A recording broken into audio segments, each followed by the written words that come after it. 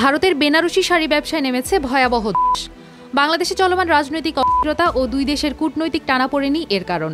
একদিকে বিক্রি অর্ধেকে নেমে আসায় বিপাকে পড়েছেন উত্তরপ্রদেশের বেনারসের তাঁতিরা, অন্যদিকে পশ্চিমবঙ্গের সুতির শাড়ি ব্যবসায়ীরা নতুন বাজার দখল করে পেয়েছেন অপ্রত্যাশিত উত্থান। দুই দেশের সম্পর্কের টানাপোড়েন ভারতের এই প্রাচীন শিল্পকে নতুন করে নাড়িয়ে দিয়েছে অর্থনৈতিক ও সামাজিকভাবে। প্রাচীন এই বেনারস নগরে মন্দিরের ঘণ্টার ধ্বনি ও আজানের সুরের মাঝেই তাঁতের শব্দে মুখর থাকত তাঁতিদের কর্মক্ষেত্র। তবে বাংলাদেশ ভারতের সম্পর্কে টানাপোড়েনে সেই ব্যবসায় এখন নাকাল অবস্থা। বাংলাদেশে বেনারসি শাড়ির বিশাল বাজার থাকলেও সাম্প্রতিক আমদানি সীমিত হওয়ায় বিক্রি কমেছে 50%-এরও বেশি। বেনারসের এক ব্যবসায়ী জানান, আগে যেখানে মাসে 100 শাড়ি বিক্রি হতো সেখানে এখন বিক্রি নেমেছে অর্ধেকে। বিগত সরকার পতনের পর সাবেক প্রধানমন্ত্রী শেখ হাসিনার দিল্লিতে আশ্রয় নেওয়ার ঘটনায় দুই দেশের সম্পর্কে টানাপোড়েন শুরু হয়।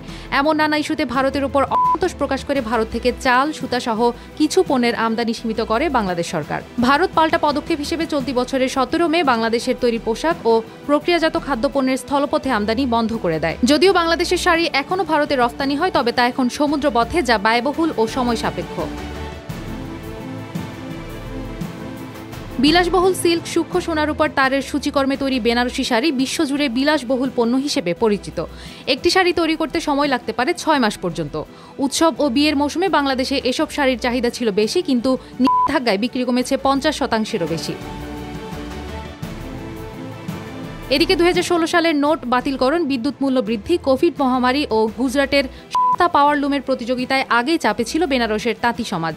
এখন রাজনৈতিক সংকটে পরিস্থিতি আরও কঠিন হয়ে উঠেছে। তাঁতিদের সংখ্যা 2 লাখ থেকে 1 লাখে নেমে এসেছে। অনেকে পেশা বদলে রিকশা চালাচ্ছেন। পাইকারি এক ব্যবসায়ী জানান, ঢাকার শাসন ব্যবস্থা পরিবর্তনের পর থেকেই রফতানি বন্ধ। 15 লাখ রুপি আটকে আছে ক্রেতাদের কাছে। তবে সম্পূর্ণ ভিন্ন চিত্র দেখা যাচ্ছে পশ্চিমবঙ্গে। শান্তিপুর, হুগলি ও মুর্শিদাবাদের তাঁতিরা বলছেন, বাংলাদেশের শাড়ির প্রতিযোগিতা কমায় বিক্রি বেড়েছে 25%।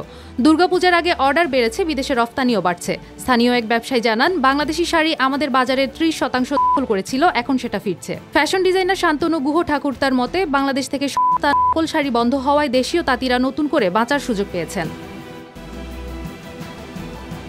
প্রায় 80,000 কোটি রুপির ভারতীয় এই শাড়ি শিল্পে এই রাজনৈতিক অস্থিরতা একদিকে যেমন সংকট এনেছে, অন্যদিকে খুলেছে নতুন সম্ভাবনার দরজা। বেনারসের তাঁতিরা দিশেহারা, কিন্তু পশ্চিমবঙ্গের তাঁত শিল্পীরা এখন দেখছেন আশার আলো।